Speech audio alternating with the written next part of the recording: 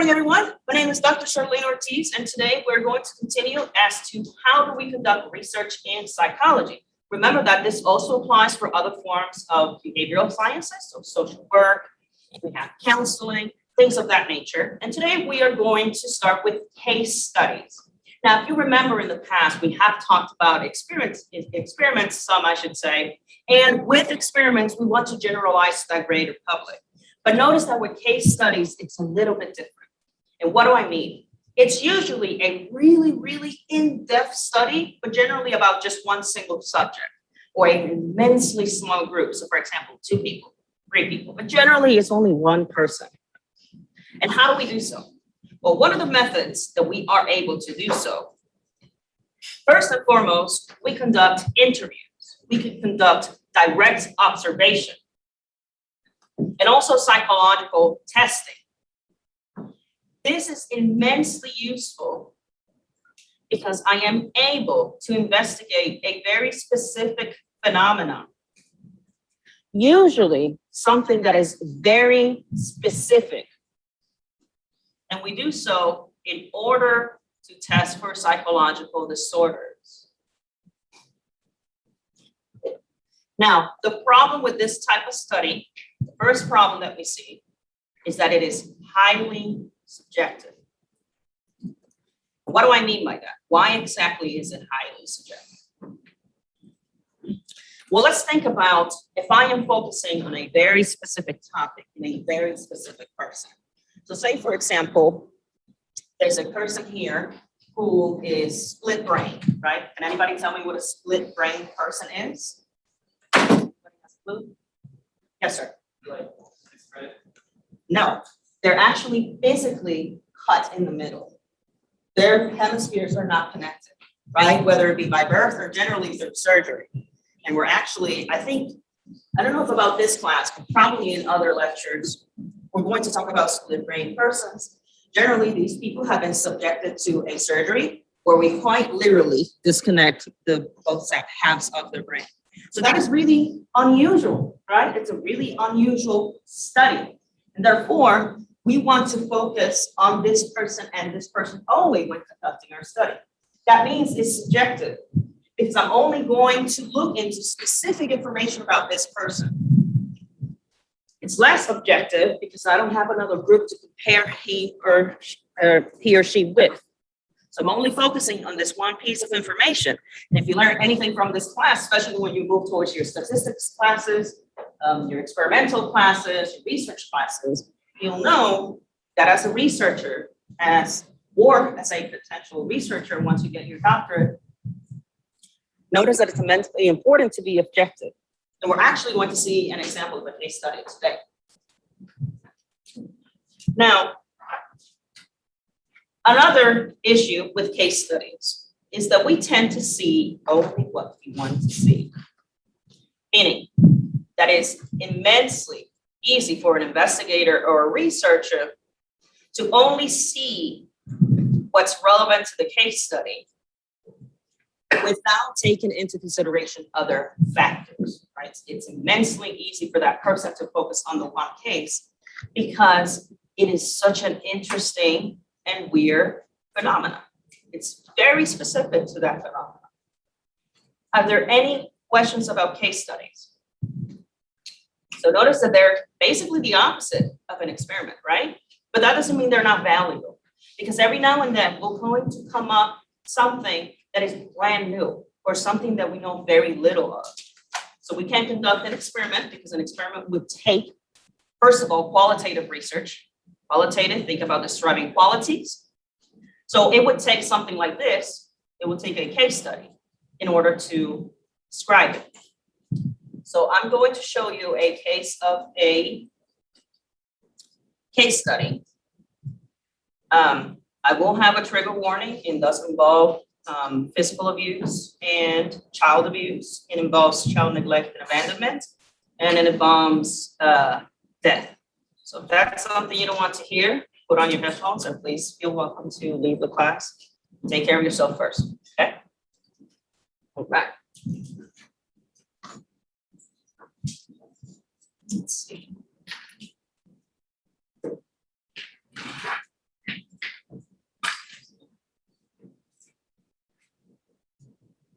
For the people watching online, this video is copyrighted.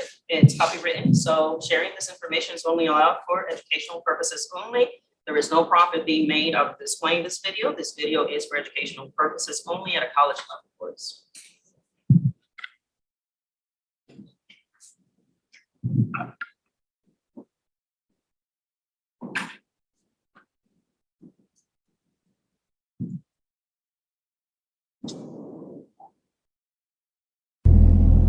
In 1970, in a quiet suburb of Los Angeles, a harrowing story came to light.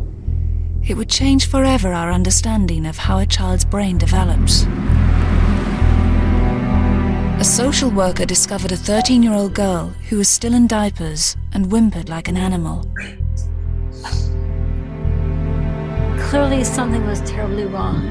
She didn't speak. She was completely unkempt. She could hardly walk. She could hardly balance. Jeannie, as the child was named, had suffered a most horrific ordeal. We learned after she was found from interviews with her mother, from some drawings that Jeannie made, that she had been kept isolated in a room at the back of a house. In this room there was a potty seat to which she had been harnessed without any clothes, just naked, and left to sit there day and night. She was in this room for 12 and a half years. Jeannie's father was mentally unstable. He had decided to hide his daughter from the world. Mr. Wiley? Yes. Why did you keep your daughter in a room? Mr. Wiley has no comment. No comment. We haven't had time to discuss the charges. We haven't even seen them. Jeannie's parents were both charged with willful abuse. 15 minutes before he was due in court, her father put a gun to his head. But the damage to Jeannie was done. She had spent her childhood in almost total isolation. Her brain had been deprived of a nurturing environment and left to grow in solitude. The effect was devastating. Jeannie had the mental age of an 18-month-old infant, unable to talk. But to science, she offered a unique opportunity, a chance to separate the effects of nature and nurture on a child's brain. The big question was, would Jeannie be able to catch up? Susie Curtis was a young linguist when she got the job of looking after Jeannie 5 days a week. Food is more. She was hard to be with. She did not know how to swallow very well, so she would salivate and just spit. So I would come home drenched in her saliva.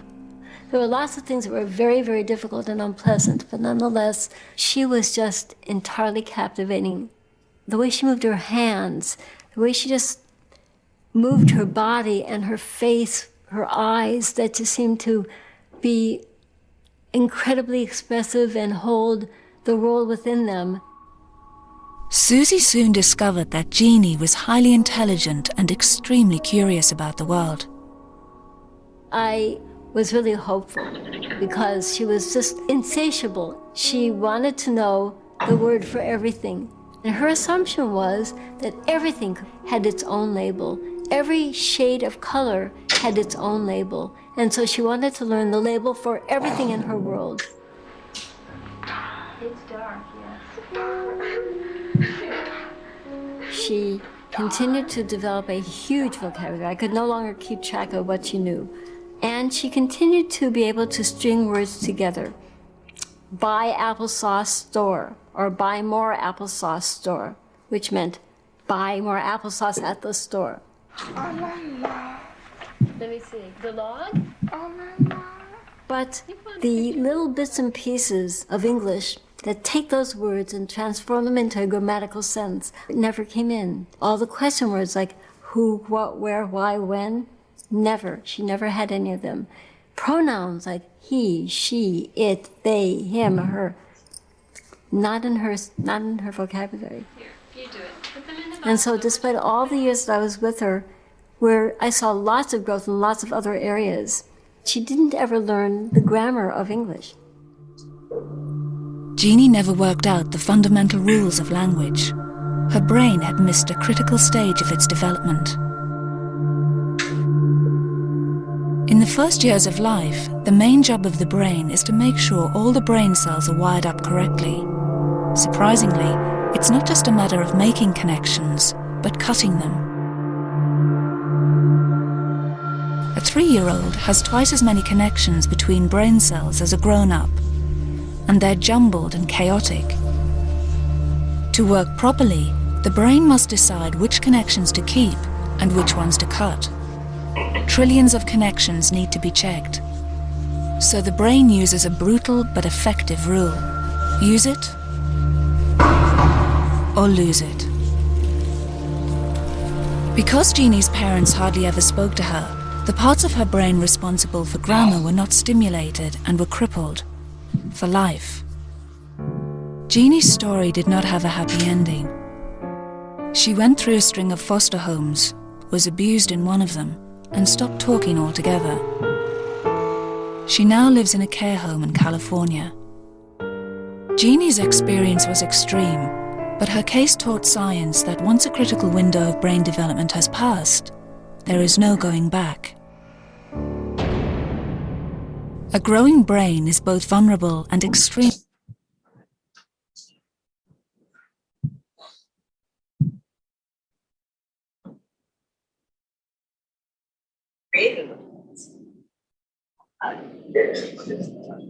Two alignment, that was 2 months, right? All right, so as you can see, a case study is focused on something immensely specific that tends not to happen to many people. Not only that, it focuses generally on one individual at a time. And you can see why a researcher, so for example, a psychologist, a college instructor, somebody who holds a doctorate, say, in research, experimental psychology, things of that nature, notice why it would be so easy. It would be so easy to focus on just that one subject at a time and lose and have bias, right, whenever studying this case. So for example, if you were that researcher, that linguist, or a psychologist that was studying little g, right?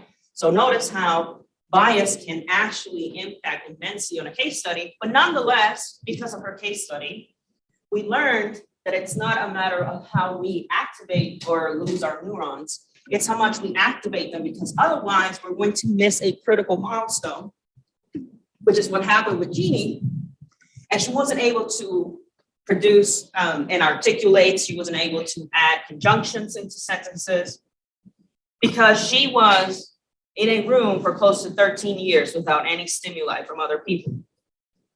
So notice in this particular case studies are immensely important to gain in-depth understanding, but generally that information cannot be extrapolated into a greater population, but it still provides a lot of information. Any questions about case studies? Fantastic.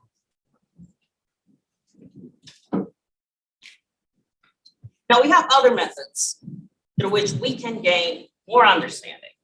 And some of you may have already completed something like this, which is a survey. What is a survey? A survey, it's simply a questionnaire that it's used to gather information about, say, for example, backgrounds, attitudes, beliefs. So, contrary to a case study, a survey is more broad, right? A survey would gather much more information of a broad topic, whereas a case study is we're going to gain a lot of information, but just about one topic. Generally, we like to use surveys about behaviors that may be difficult to observe directly. And if you remember from our previous lecture, we talked about naturalistic observations, which is we like to observe you in the wild, right? This, on the other hand, sometimes we can explore behaviors directly. So for example, let's say we are conducting a survey about your sexual behaviors, right? So for example, if I were to ask an individual, say for instance, I want to ask you about your BDSM, right? For example, masochism, right? Enjoying or having pleasure, sexual gratification in experiencing pain, or providing pain, right? So that provides sexual gratification. Now, although some people may be comfortable with talking about something like that directly, most people are not. So that's why, or they may not be happy with you observing them directly engaging in a behavior of BDSM. So a survey could be used to understand this behavior through a questionnaire. Another advantage of a survey is that it allows us to gather a lot of data from a large sample of participants, right? So notice in a case study, there was only one participant in the case of Jeannie, right? Just one sample, n equals 1. But in a survey, you can find a large group of participants. Now, there are downfalls of a survey, right? There are some downfalls, right? Even though it's so great in gathering a lot of data at the same time with a wide variety of students. So for example, at the end of the semester, you're going to conduct a survey of how much you like Dr. Shaw. So make sure if you like me a lot, go ahead and write that down. Now there's a problem with that type of survey, of course. And it's that, first of all, it relies on self-reported data. And why is that a problem? Because you can say, well, we're hearing it straight from the horse's mouth, right? I'm hearing it from the source. So if I have to ask you questions about your sexual behavior, how about I ask you directly about your sexual behavior, right? So say, for example, fetishes, right? Or BDSM or sexual problems, right? So orgasmia, right? Not being able to have an orgasm, or having an orgasm too soon, right? Or having an orgasm without wanting to have an orgasm, right? And you would say, well, if I ask the person, that's the best source. See, the problem with that is that even when it is anonymous, completely anonymous, and I have no idea who you are, people still have a problem in reporting their data accurately. There's many reasons for that, of course. One reason, we always like to portray ourselves better than what we are. Unless you have malingering, you have alternate motives, right? So for example, you have some sort of custody battle and you're being evaluated and you don't want your kid, so maybe you're going to malinger. So it's the negative sign say, oh, way worse than what she thinks, right? So there's some instances that you won't want to portray yourself as good as you think, but generally most people would like to portray, I should say, better. They'd like to show that better side. Most of the time, unknowingly. Right? Sometimes you don't even realize that you're doing that. For example, if I ask you how many sodas how many cans of soda do you drink a week, chances are I drink 3 or 4. But if I actually sit down and observe you in a naturalistic environment, that probably could be double. Because sometimes that's not even in our awareness. Now, there's another issue with surveys, and that is on the side of the researcher, right? Because you're thinking, well, if Dr. Shaw lets us and gives us a survey, right? You're thinking, well, she's not involved, right? Like she's not giving me some sort of persuasion or coercion in order to project responses a certain way. But see, once people stop responding, once that response rate declines, there is an increased likelihood that I'm going to look for participants that will answer my survey, right? So that's a problem because I want you to be able to answer questions in a voluntary fashion, right? I want you to be able to answer questions in a way that is not persuaded or coerced, right? So let's go back to that example of my yearly evaluations, right? Of course, I want you to participate. But the problem is, if I say, if you participate, I'm going to give you a 10% increase in your final grade. Well, who doesn't want that? That's a whole grade, right? That can bump you from B to an A or C to B, right? But see, the problem with that is because the responses are declining and basically the researcher is becoming desperate, right? So the researcher wants more data, and generally they're only going to select participants that substantiate their hypothesis already. That could be a problem. Are there any questions about surveys? Fantastic. Outstanding. Right.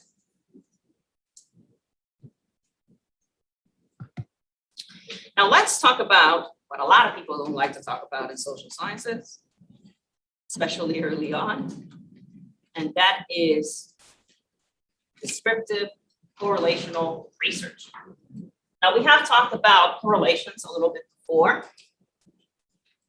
And correlation, it's simply when we're trying to demonstrate a relationship from or with a variable to another, right? So if I want to say A increases, B is also going to increase, which is a positive relationship. Or if I say if A increases, B will decrease, and you can actually keep adding on, therefore C will remain the same. Right? So you can actually keep adding on to correlations. Now, there are advantages to a correlation. First and foremost, we can study factors. We can ask ourselves research questions that we could simply cannot use an experiment for, right? So let's think about Jeannie, right? The case study that you just watched. It would be immensely unethical of me of grabbing a newborn child and locking this child for 13 years in her room and tying her to a chair in order for her to relieve herself, relieve her bowels, right? And do everything exactly like Jeannie did it, right? So that would be an experiment that I will likely never be able to conduct, if nothing else, because of ethical reasons. So sometimes we are unable to conduct an experiment. So we may want to look at a correlational research instead. So for instance, we can find, say, another individual that had similar circumstances to Jeannie, see if there's a correlation between not hitting a milestone at a certain age regarding language and their ability to articulate and add aspects to their sentence. Another advantage, well, before I ask that, any questions? Fantastic. Another advantage that we can see is that a correlational research allows me to broaden the amount of topics and the things that I can study or that researchers can study in psychology or social sciences for that. What do I mean? Well, say, for example, at some point it was unknown, right? Let's suppose that at some point it was unknown if there was a relationship between epilepsy and depression. That's an unknown. I cannot give you epilepsy, right? So now it's starting to look like a correlational research.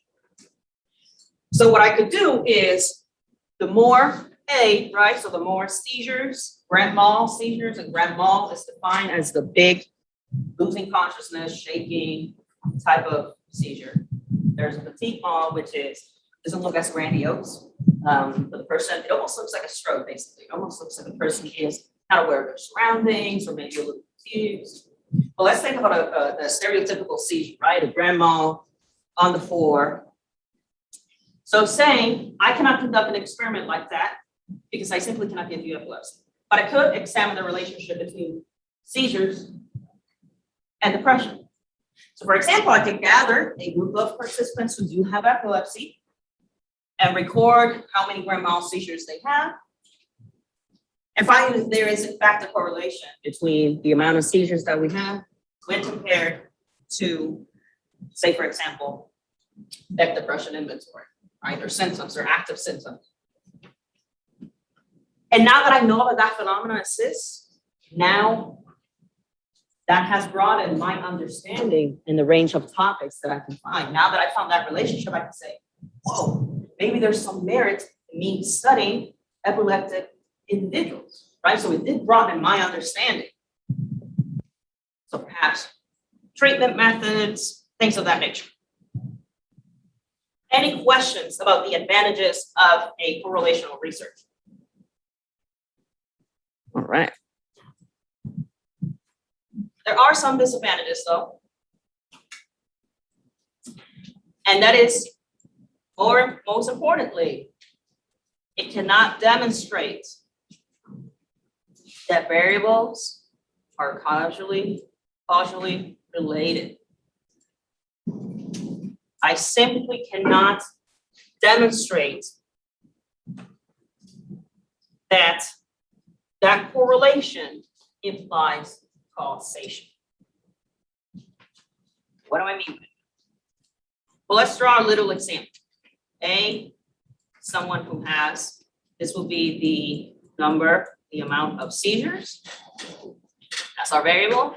And B is their rating regarding depression. So my hypothesis is the greater the number, the amount of seizures, greater the depression, greater the scale. So you say, oh, well, that means there's a cause, right? Oh, it must be that seizures cause depression. Is it though? Do we know that for a fact? Absolutely not, because in a correlation, we can also have yet another variable that is an unknown that does explain the cause between seizures and depression. So notice that because in an experiment, in a correlation, we're not conducting an experiment, I cannot substantiate about this unknown. I cannot have any information of this unknown. Therefore, we cannot demonstrate conclusively that it was indeed A to B. Because ultimately there could be another variable, which we like to call the Z variable. There could be another variable that is causing it. So let's keep with this example. Say we do have a positive relationship. Say we conduct our research, run these statistics, and it turns out there is a relationship between the amount of seizures related to a higher index, a higher score in depression. Well, say my C factor could have been isolation. It had nothing to do with the seizures per se. But this person, for example, the more grand mal seizures this person started having, the more isolated they became. Therefore, even though there is a relationship between A and B, what caused this depression was my C factor, which, for example, I would only know through an experiment. And within an experiment, I would see this person is completely isolated. They choose not to go out because they're afraid that if they go out, they have a grand mal seizure, up their heads on a table and pass away. So they became isolated. Okay? So notice that a correlation does not show causation because in our little hypothetical example, the cause was isolation that led to depression. Or somebody doesn't understand it because he doesn't know anybody else who suffers from grand mal seizures. Right? It could be so many factors. But the only way to find out those factors is through an experiment and not a correlational statistic procedure. Any questions about that? Fantastic.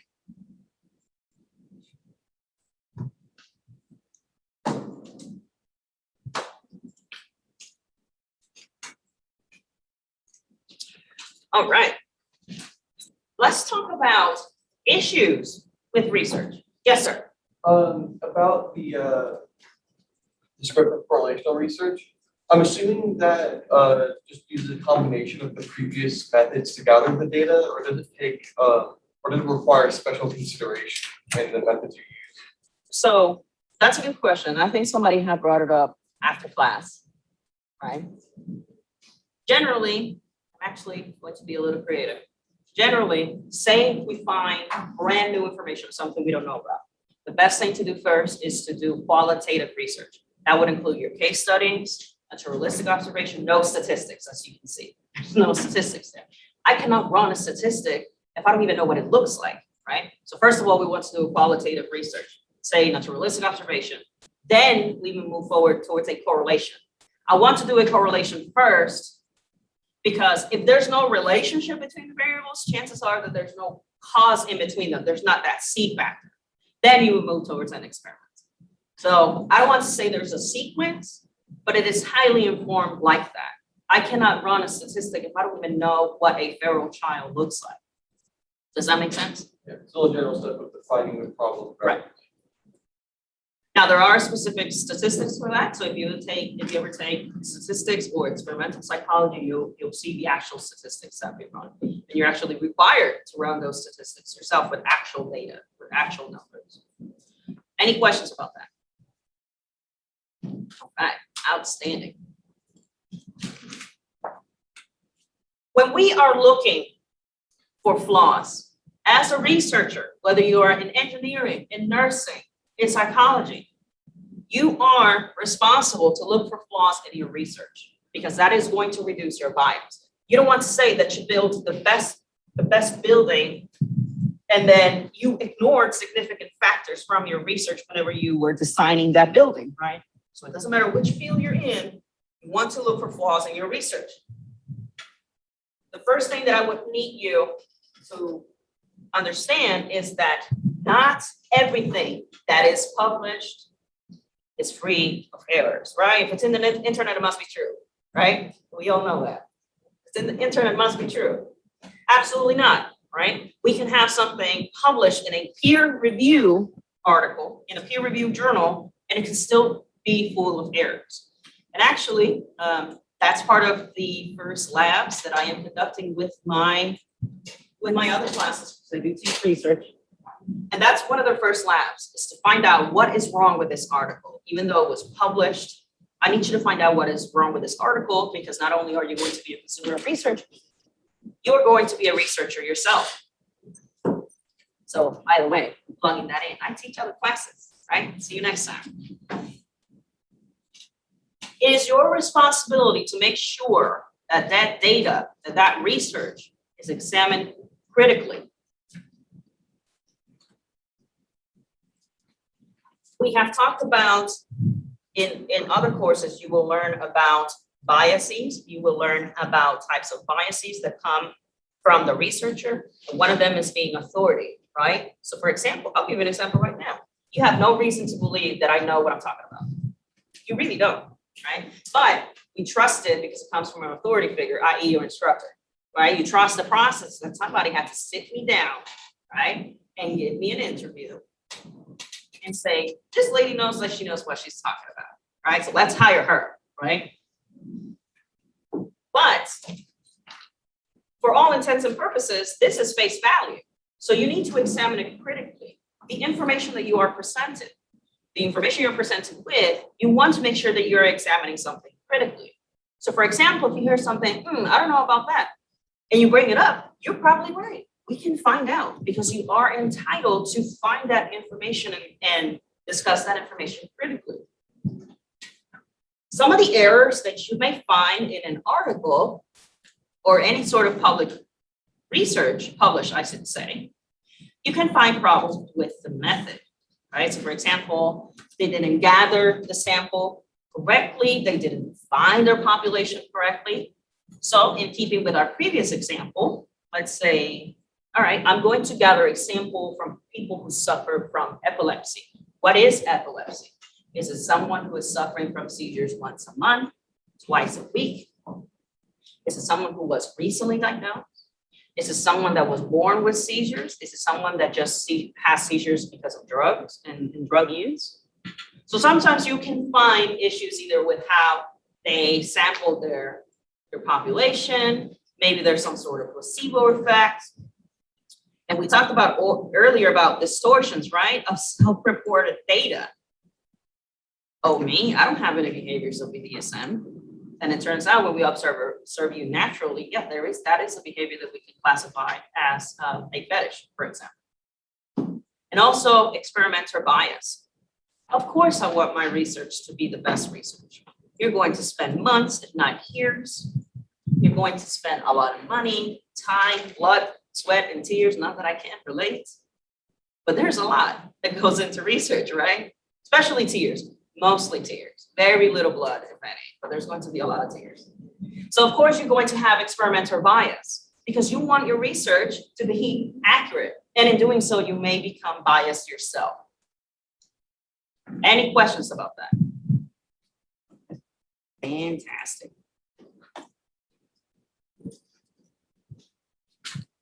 So let's talk about probably one of the most common issues that you can find in research.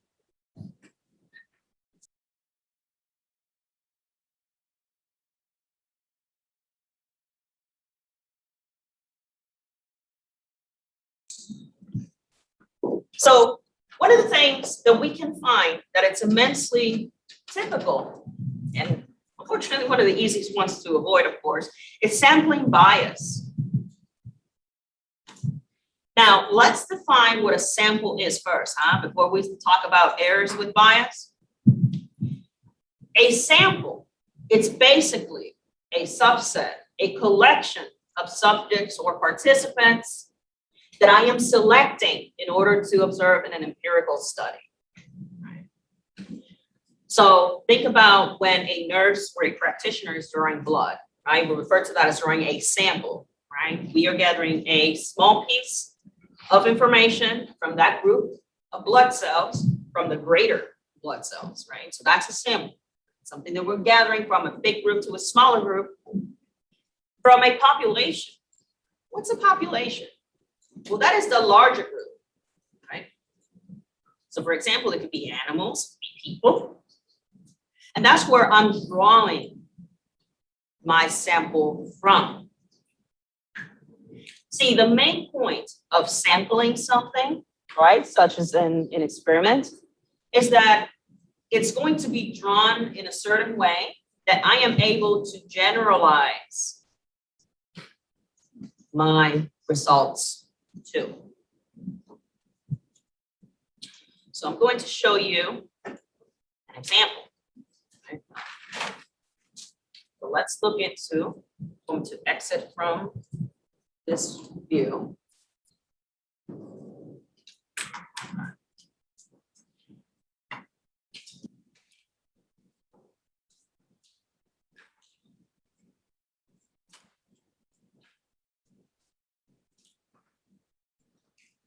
So let's talk about our sample, right? So we have our population. Look at that, I'm artistic. So this would be all the persons in UA or Harvard or whichever university, right, that have been diagnosed. So D subscript X means diagnosis, by the way. They've been diagnosed with a seizure disorder.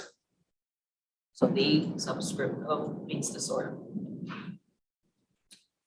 So in order to conduct my study and find out if A increases, B increases, I want to draw from the sample, right? So remember, this was the number of seizures. This is the rating of depression. This would be my population. So we have all sorts of people at the university that would have depression, that would have seizures, excuse me. So this is what my population looks like. So with a sample, I want to gather a piece of this information, right? So I want to be able to extrapolate and gather that sample. This is what my sample would be. So it's a section of that greater, this is my sample, and this is my population. Simple enough. Now there's an issue with this. I want to make sure that my population is clearly defined first and foremost. What is a person that has a diagnosis of a seizure disorder? So first of all, I want to define that clearly. Someone who has seizures because of drugs, someone who has seizures because of birth, someone that has seizures because of a car accident. And not only that, I want my sample to be defined correctly. I want it to be representative of all of these persons here. Why is that? Well, because I want to be able to later, when I conduct my research, I want to be able to generalize, say I find out, yes, I reject my alternate hypothesis and I reject my null and I accept my alternate hypothesis, which is usually illustrated by an H1. So I accept this hypothesis and say, yes, there is a change, there is a difference. So the greater the amount of seizures, the greater the anxiety. This result here, I want to be able to generalize it to this population and say, based on this data that I gathered right here, I want to make sure that I can generalize this result back to the greater population, right? I want to be able to generalize from that population. If I am unable to do that, this is where we start looking into sampling bias. What is sampling bias? I am simply not able to gather a sample that is indeed representative of that big population, right? It's just not feasible. And there are instances that will not be feasible, right? But you will mention that in your research as a flaw. You would say, I was not able to draw a sample that was representative, but nonetheless, this is the data. So take it as you will. That would be the ethical way to present your research. So what would that look like? Well, that would look like,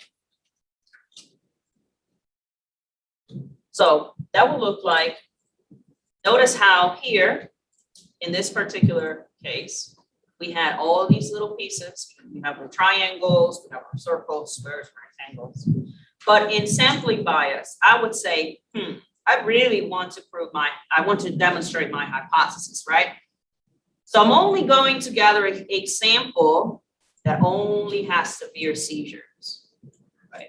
So I'm only going to gather a sample that shows great seizures from this population. So now I am not giving everyone an equal chance to be drawn. This will be sampling bias. This here is going to skew my results here of saying the greater amount of seizures, the greater the index for depression. And then you're going to see my study and I'm going to say, whoa, I actually did show my hypothesis. What? This wasn't a waste of time.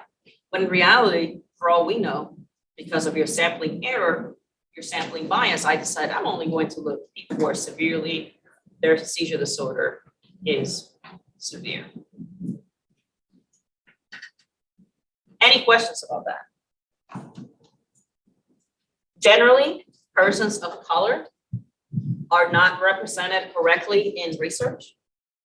So any non-Western, right? So for example, persons from the Middle East, persons from the continent of Asia, right? So generally that is a sampling issue. We tend to not draw a representative sample, not only with ethnic minorities, but also non-Western cultures, right? And when I refer to Western, I refer to America, Canada, I'm referring to the UK, right? So we tend to, whether willingly or unwillingly, reject and not sample from populations that are indeed present here in our population, right? Any questions about that? Now, another issue that we may find is placebo effects. Who can tell me what a placebo is? Yes, sir. It's a drug that has no actual effect, but when you're told it has an effect, it actually does do so. Fantastic. So our friend here, what's your name, sir? Pleasure. Your last name? Hanover. So Dr. Hanover over here, right? He's saying, since you get you pumped, I'm like, yeah, I want to go to graduate school. So what he's mentioning is, say, a drug that doesn't necessarily have an actual effect, but we are told that it has an effect, and therefore we're thinking, wow, this is going to cure whatever it is that I have going on, right? I do want you guys to remember, it doesn't necessarily have to be a drug, by the way, right? It could actually be therapy, right? It could be a form of therapy. I can say, so I want to do an experiment on these people who have spouse problems, right? With a girlfriend, boyfriend, significant other, their boo, their bae, whatever they want to call it, which would be part of my sampling, right? To define that accurately. It could be therapy. It doesn't necessarily have to be a drug. So for example, I can say, for this group of people, I'm going to give them this new form of therapy. And for these group of people, I'm going to give them just standard CBT therapy, right? And then they think they're actually getting that new treatment focused on couples, but in reality, they're not. So it could actually be therapy. It could actually be a form of therapy. It could be clothing. I can say this jacket here, when you wear it, it's going to be fantastic.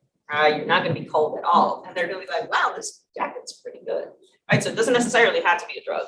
It's anything that induces a non-substantiated dependent variable measure of that. We generally use placebos because we do have an expectation that it's going to be fulfilled by the participants. And it can indeed influence their feelings, their reactions, right? So in keeping with that example of therapy, if I tell you, okay, this therapy is focused towards couples problems, you're going to say, wow, this therapy is helping me a lot. When in reality, you were part of the control group. You were never given any actual therapy that was going to help your relationship with your significant other. So any questions about placebo effect?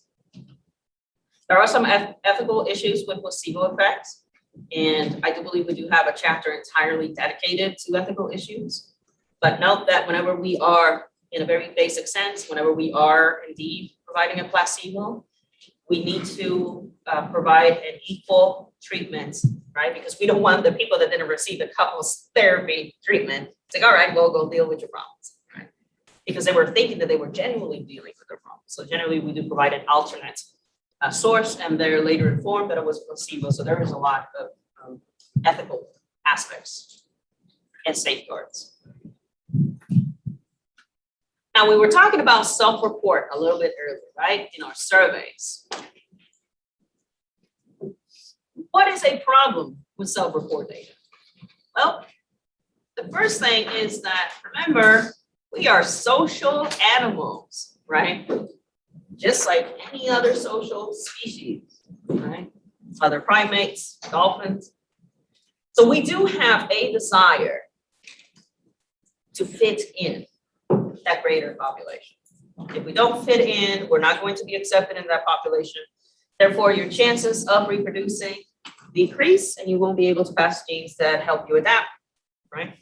It's great to help the species adapt as a whole. The issue with that is that we do, in fact, try to provide answers that are generally approved socially, even if I tell you that your response is completely anonymous.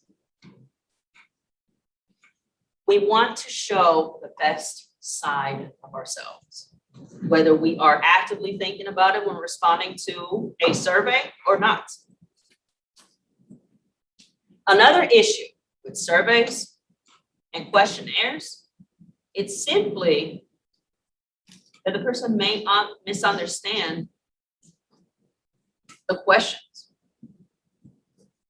I'll give you an example. Has anyone here heard about the MMPI before? MMPI is an assessment tool closer to the range of 600 questions that we ask for individuals about their personality and psychopathy. Now, after 600 questions, yeah, people get and a little bit tired out.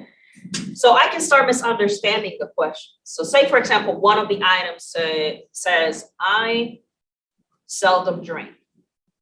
So what is seldom? The person may say, oh, seldom is like, I drink once a week. So that's seldom. For another person, maybe, oh, I only get drunk once a month. Or, oh, I only drink like 3 beers a day, right? Bless you. So notice that a person may actually misunderstand the question. And if you are indeed moving towards the graduate field of things, whenever, especially if you deal with people with different levels of education, you're going to find that a lot. Actually, in practice under supervision, I deal with a lot of persons that are illiterate completely. Not only that, they're illiterate in English and Spanish. So it's really difficult sometimes to conduct that type of assessment because they simply they simply no fault to them, of course, it's simply the circumstances that they had to deal with because of immigration status, because of parental upbringing, like we saw with Jeannie. So notice that a lot of people may simply misunderstand the question. Now, another issue with surveys is that the order that you present the questions is actually significant, right? It can actually shape a response. If I give you a questionnaire about your political beliefs and say, I don't like Republicans or I don't like Democrats, well, that don't sounds negative, right? So that's going to set the mood for the rest of the questions that you're going to answer, right? So the order of the questions is actually, it has to be statistically ran before it is printed, right? Because I don't want to bias your answers, right? I don't like to diet. And then I ask you a question about how many foods do you eat a day, right? So that's going to clearly impact your responses, right? It's going to bias. Other issues, of course, involve memory. And another issue I like to call the all or nothing people, which is whenever you are answering a survey, they either say, I agree with everything or I disagree with everything. Usually these people actually are not taking the time to actually evaluate themselves. Do I really hate all Democrats? Do I really hate all Republicans, right? So actually taking their time, they will say, oh, yes, definitely. Oh, no, not at all. I don't hate those people, right? Oh, yeah, I hate all of them, right? Now, another issue is the halo effect. Now, a lot of people will start responding to a survey and they will start trying to determine, I wonder what they're really trying to ask me, right? So that expectation, that overall evaluation is going to spill into more specific data. Are there any questions? Yes, sir. Is there like reverse social desirability, like people that have a really bad like self-esteem issues? Oh, yeah. So our friend here asked, is there a reverse side of things? So I want to show myself as not socially desirable. Of course, disability claim would be a good example. I want to show you how messed up I am. So I'm going to make it as messed up as possible. Look at my toe. My toe is so messed up, right? And without even realizing it, you're trying to show the opposite side, right? You're trying to show the opposite side. A disability claim would be a good one. A psychopathy claim, a not guilty by insanity plea, right? Dealing with someone in corrections. You can have someone who can say, I want to show myself as ill as possible so that I am not socially desirable and I'm not prosecuted for my actions and therefore sent to another institution for an X amount of time without having to serve life without parole. So there are instances that you do in fact want to show yourself as the opposite. Any questions about that? Fantastic, good deal.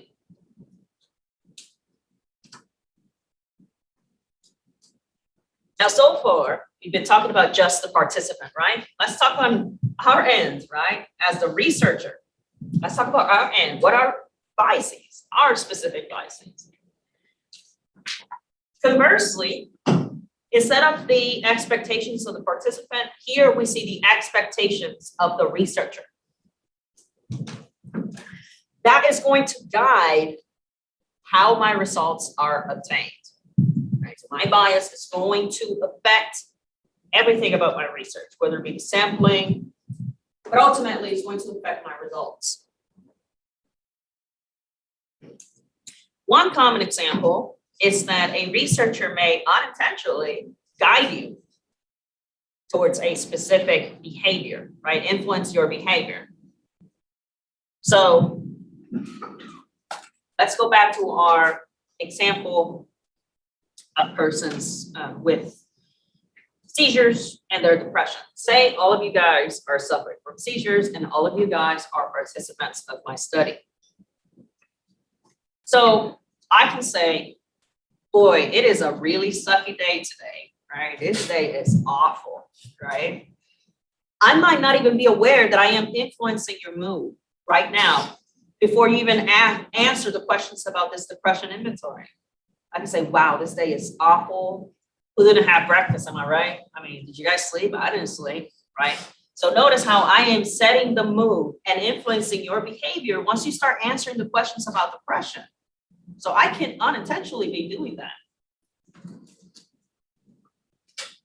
Interestingly, that can not necessarily only affect the participant, it's going to affect me because now I am setting myself up to evaluate things a certain way. Instead of me evaluating their depression scales objectively, now I'm thinking, man, this day sucked. I didn't sleep. I didn't have breakfast. I only had a granola bar. There's traffic on the way home, right? So now I'm setting myself up as well. And now I'm only going to focus on specific traits, i.e. depressive rates and depressive behaviors. Now, this is where our double-blind procedure comes into play. And that's what I was talking about earlier at the beginning of the class. So what is a double-blind procedure? This is a strategy in order to reduce bias from the experimenter, which is neither the participant knows where they're going to be placed in, whether it be in the experiment or control group, nor I know. I have no idea where you're going either, right? So I can say at random, I can have, for example, a research assistant do that, right? So one of my TAs or one of the members of my team, and I can say, out of all these people here that we have in the room, without me knowing, we can give you an A or a 1. So we pull them at random, you get an A or a 1. Everybody who's a 1, please stand over here, and everybody who's a B and A, stand over here. I have no idea what that means. I don't know if you're going to the experiment or the control side, and neither do you. You don't know what that 1 means, and you don't know what that A means. So notice that when I evaluate your results, I limited my bias in thinking, well, P that I know was an A, he's in the control group. And I know that Jessica over here, she's in the A group, so I know that she's going to be a control. I have no idea. And that's great. Because now I'm not going to be biased as to how I influence you, for example. Hey, Jessica, how are you doing? Man, it sucks today, doesn't it? Right? And then that's going to influence your results about depression. Any questions about that? Fantastic.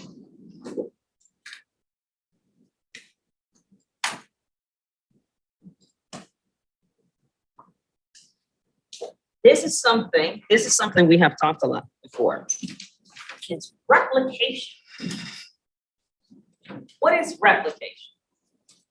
Replication is simply whether or not I can duplicate my study, whether if I can do it again and again and again. Can I actually do that? So we'll take somebody at random. Let's see. You, what's your last name? What's your first name? Victoria. Victoria. So Dr. Victoria, right? So we have Dr. Victoria. And she conducts a study, the same study, right? I conducted my study with people who have seizures, and we're trying to determine if there's a relationship between seizures and depression. And I clearly and accurately define my methods. I tell her exactly how I drew my population, exactly how I drew that sample. I tell her exactly what type of assessment that I used. I show her all the statistical procedures one by one, all the numbers that I ran, the results, and the conclusion that I drew from this data. And then Dr. Victoria decides I'm going to replicate that study and see how accurate was her study. Not only that, let me find out if there was actually something that was inaccurate. That's one of the points of replicating a study, is to let me find out what was inaccurate. So say Dr. Victoria over here says, I conducted the study, but according to Dr. Shar, she said there was a strong relationship closer to that 1, right? So there was a strong positive relationship. And you read our R statistic, R equal 0.86, for example. That's a high relationship. But then when she runs it, she gets like a 0.40. That's a big difference, isn't it? That's a little towards, it's still a relationship, but it's lower. That could mean that something in my end was a mistake. Either I falsified my results knowingly or unknowingly. Something was incorrect or inaccurate in my findings. Generally, something that we can do, well, the main intent before I say that is that we want to make sure that the data, the science that we present is accurate. And you're going to see that in any field, whether it be engineering, nursing, whatever the case may be. You want to make sure that your study can be replicated to find inaccuracies. Now, it would take a lot of time, like say, if Dr. Victoria, what's your last name, sir? What's your last name? Wilson. So it would take a long time between Dr. Shore doing that study and then Dr. Victoria and then Dr. Wilson, right? So it would take a long time. That's why we conduct a meta-analysis. What's a meta-analysis? What we're trying to do is that we're trying to combine all of these statistical results of many studies.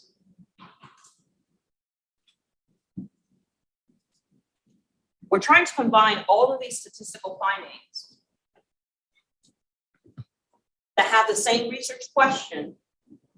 So that way, if I combine my results, so say, what's your last name, sir? Safi, that's the way to buy. So what Dr. Safi could do is he can gather my data, Dr. Victoria, Dr. Wilson, and conduct a meta-analysis, which is usually in the hundreds, dozens, if not hundreds of questions that are the same. And Dr. Safi can put them all together and run the statistic as to whether or not these studies relate to each other, if there's actually a consistency, right? So if my result was 0.86 and Dr. Wilson's was 0.70 and then Dr. Victoria was 0.40, by him doing that meta-analysis, he would know, is there a consistency or is there not? Is there a consistency between the variable effects? So you would expect that the research question is there a relationship between seizures and depression? You would find that there is indeed a consistency within the variable effects. So we can conduct a meta-analysis to combine all of those statistical findings and find out whether or not they're accurate. Any questions about that? On a side note, generally people who conduct meta-analysis or meta-analysis, they're usually experts in the field. Right?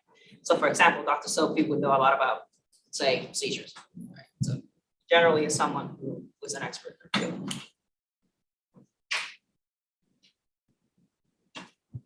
All right.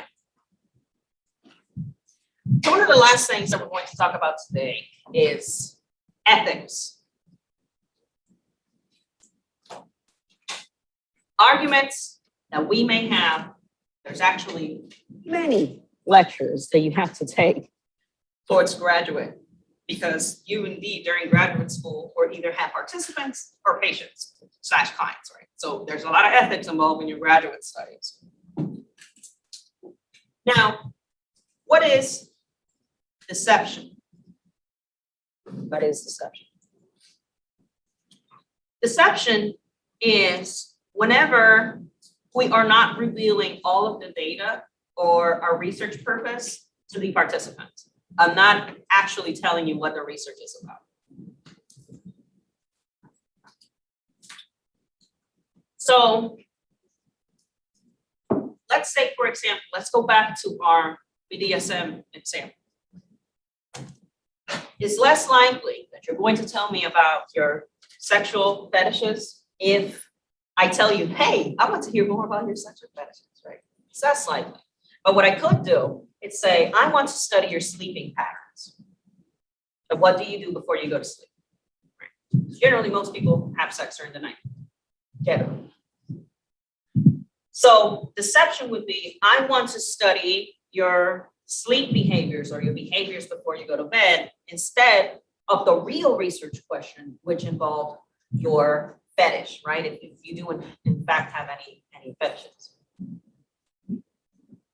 Now, there's arguments against deception.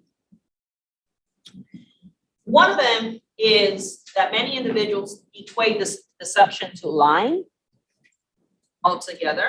So therefore, lying is inherently immoral, hence it shouldn't be done in research. That's one of the arguments against deception, is that, well, you're lying to the client, or I should say participant, therefore that's unethical, it's immoral.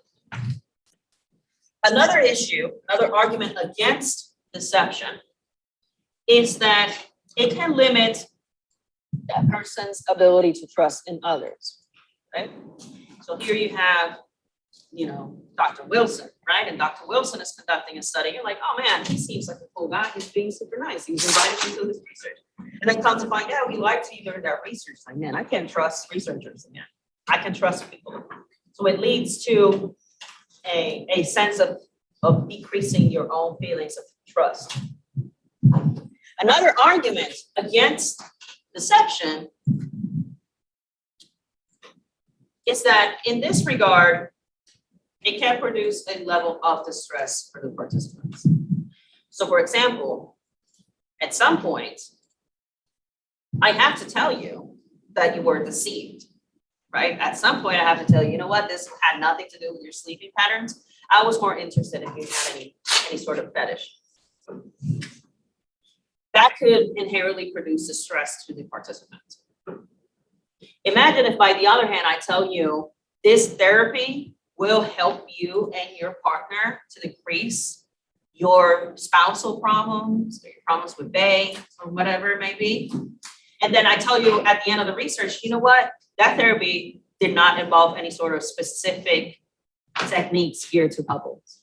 How would you feel? You will feel distressed. Like, man, I've been trying to work this situation with my boyfriend, my girlfriend, my husband, my wife. So notice that could cause distress.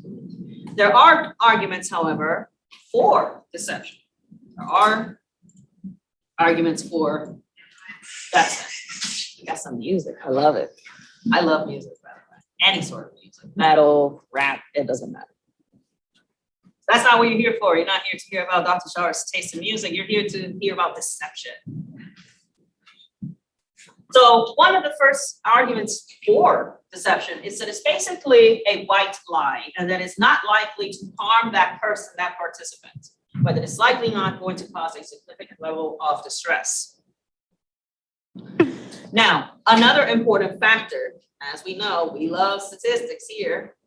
There is no empirical evidence that supports the fact that people will indeed experience less stress, right? So once they are told that that was not the purpose of the study, this was the purpose of the study, they say, oh man, you got me. That's usually the response that you'll receive. So it's less likely that the person will feel some sort of lack of trust from that point forward.